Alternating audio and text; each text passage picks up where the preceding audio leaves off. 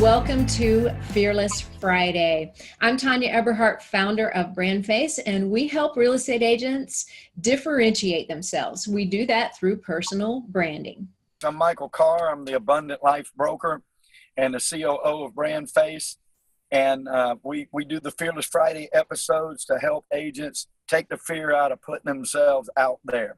And we've got a really unique program here today for you. Tanya and I just got back from the Kentucky Bourbon Trail. And although the trip did not start off as branding, it definitely ended up as branding because we eat, sleep, and breathe branding. And we've got a fantastic show for you today, and it will relate to real estate. Stay tuned. So we decided to share with you today the 4 critical lessons we learned. The title of today's presentation is Bourbon and Branding Lessons from the Trail. We're going to start with our personal favorites, all right, which is Maker's Mark. Everybody's got a favorite, right? But that's ours. Not just the bourbon itself, but the distillery, which is what we're going to talk about here and how these tie in together. All right, Maker's Mark is the oldest operating bourbon whiskey distillery, which is pretty awesome. Bill Samuel Sr., though, this is the interesting story. Bill Samuel Sr. thought that his dad, and actually it was his family's recipe, it had started long before his dad, several generations back. He thought it was horrific. He told his wife, it burns all the way down, it's not even good. And he was so serious about it when he took over the distillery that in a ceremony, he burnt the family recipe, which is pretty awesome, actually, you know. And so in 1943, he found a new location in Loretta, Kentucky, which is where they are still located right now, on top of a Kentucky limestone lake. Very, very large lake was part of the reason why he chose that particular location. And because of the limestone, the high limestone content inside the water, which is very important for bourbon. You don't want any iron in your water. Their goal was to make a sweet bourbon and without any of the harshness that his family recipe had, and one that doesn't, in his words, blow your ears off, which we thought was funny. After trying all kinds of different recipes, many different recipes, including bread, they settled and found upon a winter wheat style that instead of the normal rye, a lot of bourbon has rye in it, they decided on the winter wheat instead because they felt like it was a smoother finish. And so there is not only you see the picture of Maker's Mark, which we're going to talk about right here in a minute, but you also see the Guinness World Records there for the oldest bourbon whiskey distillery in the world. So fantastic. Woodford Reserve, another compelling story. This is all going to tie together, so y'all stay with us. A relatively new bourbon, just started in 1990. This brand was introduced in 1996, actually, as the official bourbon. They started in 1990. They were introduced in 96 as the official bourbon of the Kentucky Derby. And they use a modern-day process, fairly modern-day process when storing their bourbon that sets them apart, and we'll discuss that next. It's also the bourbon that is used in the $1,000 mint julep. If you've ever been to the Kentucky Derby in the infield there, they sell a $1,000 mint julep cocktail that is served on Derby Day. And although it's a relatively new brand, it operates on the grounds of Kentucky's oldest distilling site. All right, actually, building that you see right there is the oldest building continually operating distillery. We're going to show you the Buffalo Trace, named as a tribute to the buffalo that carved a pathway across the Kentucky River, followed by American early pioneers. Buffalo Trace has been making bourbon for over 200 years. It's the oldest continually operating distillery in America. During Prohibition, which is their claim to fame, they were even permitted to remain operational. It helped the fact that one of the owners was related to the president of the United States at the time. And they were able to make whiskey that you could get with a prescription. It was medicinal. So they never stopped making it even during Prohibition and were able to legally continue making it. Slide number 4, Wild Turkey. You may be familiar with it. Wild Turkey bourbon gets its name in a pretty cool way. They had a mid-level executive that was sneaking and creating his own blend, trying to improve upon and the whiskey that they were already making. He got lucky enough to be invited to a turkey hunt, which was always a part of something they did every year. You were lucky enough to get invited to this by the owner. He brought along this recipe that he had made, and then later he was asked to come back, and the owner said, bring some of that wild turkey blend that you made. And then it came out that he had been experimenting, and they loved it so much, they not only, I think, stuck to the recipe, they started calling it wild turkey, and that's how it got its name. All right. So that was a little bit of the history behind just 4 of the distilleries we went to. We couldn't go through them all today, so we chose just like a collection of things that were really memorable about several of them on the trail. And talking about the second biggest lesson we learned, other than everybody has their own story, right? They have a compelling story. The second thing we learned is everybody also has a very unique twist to their bourbon or their product. So when we're talking about Maker's Mark, probably everybody has seen that red seal. I'll go back a couple slides here. The red wax seal on the Maker's Mark bottle. They're the only ones in the world that have that, and that was brought to us by Margie Samuels, the wife of Bill Samuels, the one who burned the recipe.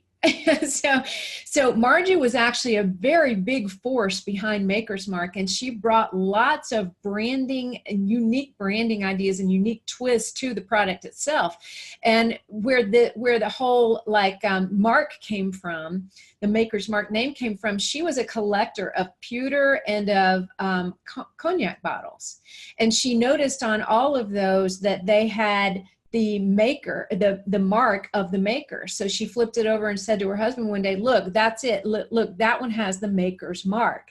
And boom, the rest is history. That became Maker's Mark. And so as you'll see, as we're going through all of this, there are so many unique things to each distillery, but this was probably our favorite for several reasons. Margie was really a branding force, and you'll see more about her in just a moment. Every single bottle is actually still hand dipped in the wax today by people on an assembly line.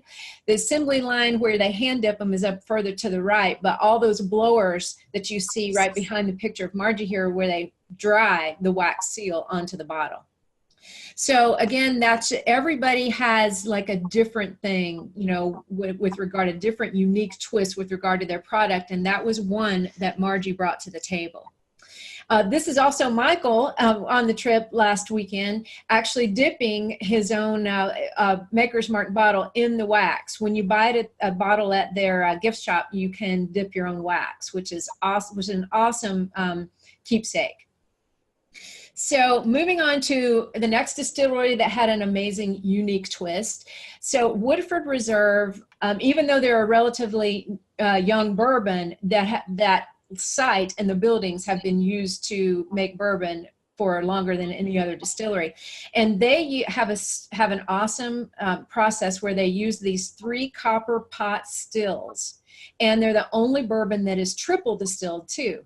They only produce small batches, so they do boast about being one of the smallest, if not the smallest on the bourbon trail as far as the distilleries go. They prefer that whole boutique. And when Michael said we're kind of going to match this up to real estate a little bit, Wild Turkey, as you'll see in a moment, a more mass production kind of thing. And they had a compelling story. They had awesome things about them. But Wild Turkey was much more volume and mass produced, kind of like the bigger brokerages, right? And then the Woodford Reserve would be more like your boutique brokerages. So everybody has their own unique stories with this. But Woodford Reserve is also the only heated cycle barrel houses in the world. And what that means is the way bourbon is produced when you put it into a storage house, usually this huge building, this barn, some of them are up to 7 stories high and higher. And the bourbon, or the, as they call it, distiller's wine, is put into the barrels, and it's more like moonshine or white lightning at that point. Putting it into the barrel is actually what turns it into bourbon. And when you put it into the barrel, it ages for years. Now, every distillery is different with regard to that too, but it ages usually for several years. It has to age at least 2 to become a bourbon, to be a certified bourbon. But the movement of the liquid of the distiller's wine in and out of the wood of the barrels is what gives it that awesome wood kind of oak flavor. from the barrels. Most people take years and years to go through that natural cycle because you go through summer and then fall and then winter. And when the weather gets cold, the alcohol does not move into the wood as much. When the weather gets hot, it moves into the wood. So it goes in and out of the wood with the season changes. Woodford Reserve does, they actually heat their warehouses in intermittent cycles in the winter. So they simulate more aging in a shorter period of time. So I hope that all makes sense, but that's one thing that made them very unique. And then the other one, this unique twist I absolutely love. Wild Turkey boasts of the only active father and son duo of bourbon master distillers in the world. So you're looking at Jimmy and Eddie Russell here. And I believe that's Jimmy on the right and his son Eddie there on the left. But they, as we said, have a much larger operation. They're designed with a high volume in mind. They still have their original yeast strain that they use from the very beginning, proprietary only to Wild Turkey. And their oak barrels receive a number 4 char inside of each one, which means just like a deeper, darker char. When they char that wood, burn it inside the barrels to give that bourbon a great smoky wood flavor. So as you can see, you've got Maker's Mark with their red wax seals. You've got Woodford Reserve with their more boutique approach and using the heat cycling in the barrel houses, 3 pot stills distilled 3 times. Then you've got Wild Turkey with the father-son duo and the number 4 chars. And it's so everybody has their uniqueness. So you might head out to the Bourbon Trail thinking we're going to drink some bourbon and it's all going to taste alike.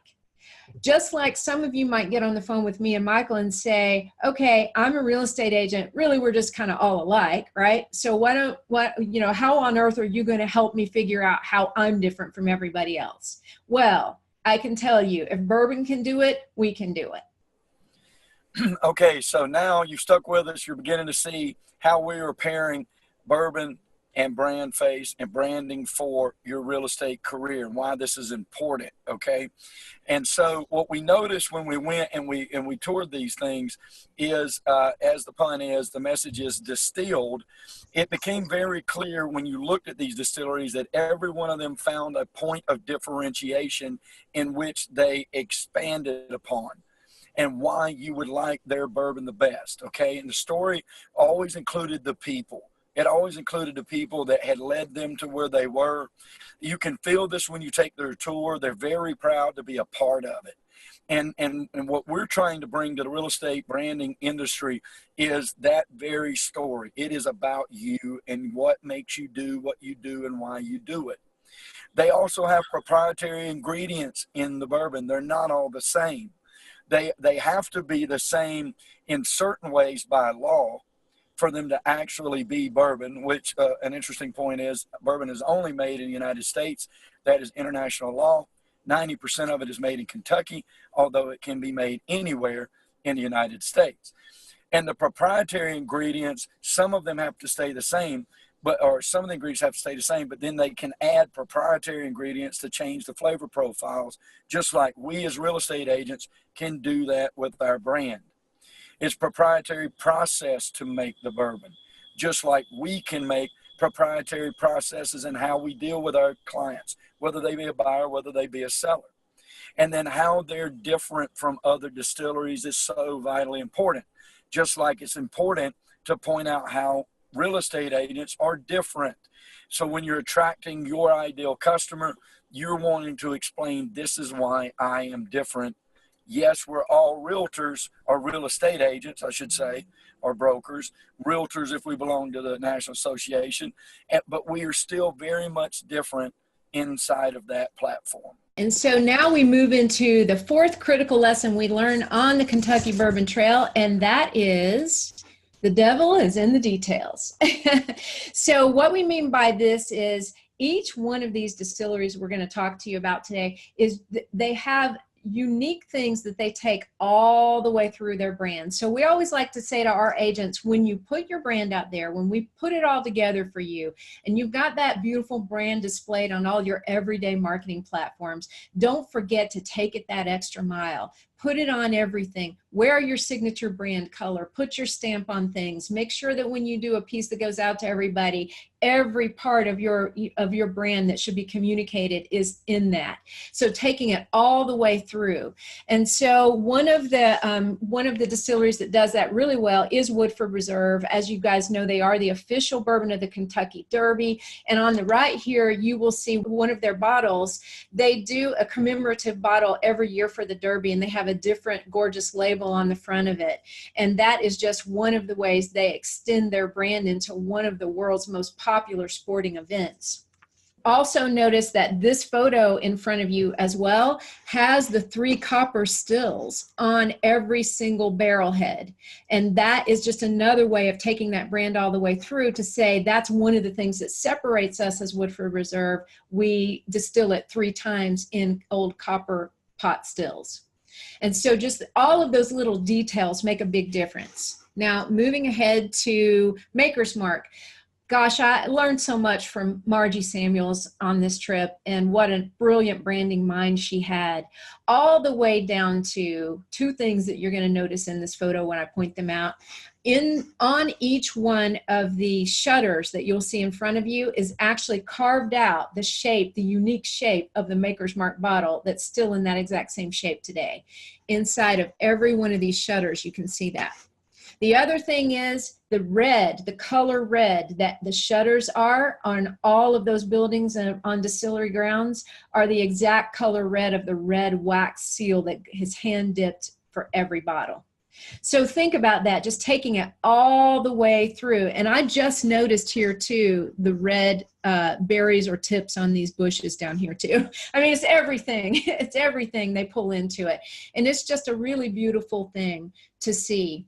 Maker's Mark wanted to appeal to a high-end customer, and they wanted to go after people who demanded an exclusive product that, of course, was tasted great, was smooth and whatnot. So for their 60th anniversary of Maker's Mark, Rob Samuels, who runs the company now, wanted to make a little splash. So he teamed up with world-renowned glassblowing artist Dale Chihuly.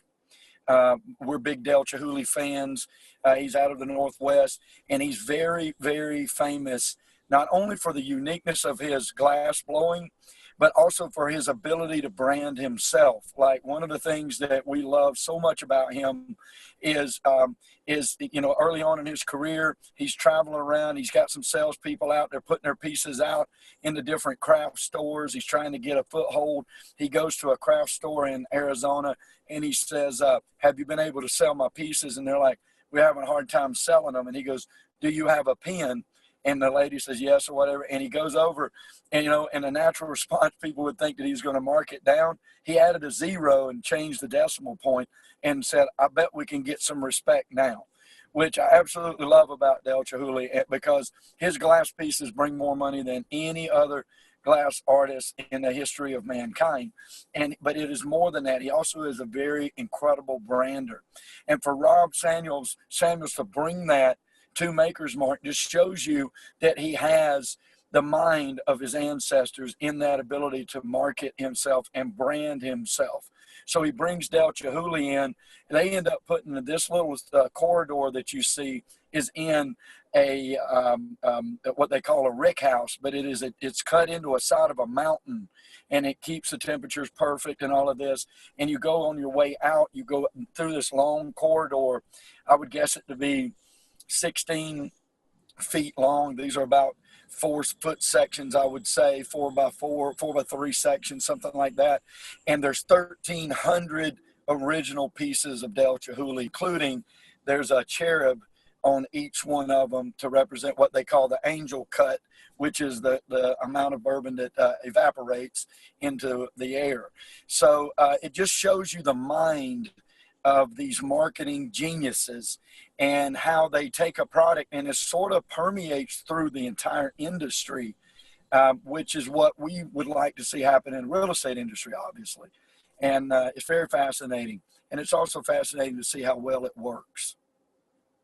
It sure does. It sure does. And my closing remarks, if I could just leave you guys with a thought today, see the value in yourself, be Dale Chihuly from that standpoint, demand what you're worth, and put your story out there in such a way that you do get that respect from people. And then be like Margie Samuels, who never misses a detail. Every opportunity she gets to put her brand out there, extend it, work it into everything, and make sure that it's never forgotten what Maker's Mark stands for. That's what we want you to walk away with today. So if you leave with nothing more than those two things, then that'll make us happy. And I'll let Michael close this out. Absolutely. I mean, we hope you take some of these points and start applying them to how you do your own marketing. The attention to detail, it starts with removing the fear of putting yourself out there. People need to know what you do, and then infusing your story to it. They need to know why you do it. They need to know who you are, and then not missing those details of putting that out there in every opportunity that you can. A lot of people they always have business cards, but think about the last time you actually passed one out. And my grandfather used to say, if you pass out 10 business cards a day, you will never go hungry. And there's so much truth to that. And that's just one example of a very cheap way that you can put your mark out there to society, to let them know that you love what you do and you can't wait for the opportunity to do it with them. Right? So I'd like to close with this, discussyourbrand.com. That is where you can get in touch with Tanya and I. If you have a brand, if you don't have a brand, if you're not sure if you have a brand, feel free to reach out to us through discussyourbrand.com. And we would love to get on with you and talk to you and sort of see where you're standing and where you want to head. And remember to keep those goals in mind and continue to move forward. If you've been at any one of our Fearless Friday episodes, you know that I like to finish out our episodes with prosperity favors the bold, folks. So be bold. Be bold in your career. If you desire it, your future requires it, folks. Thank you, Michael. Be bold. Have some bourbon. Everybody have a great week, and we'll see you next time on Fearless Friday. Bye-bye.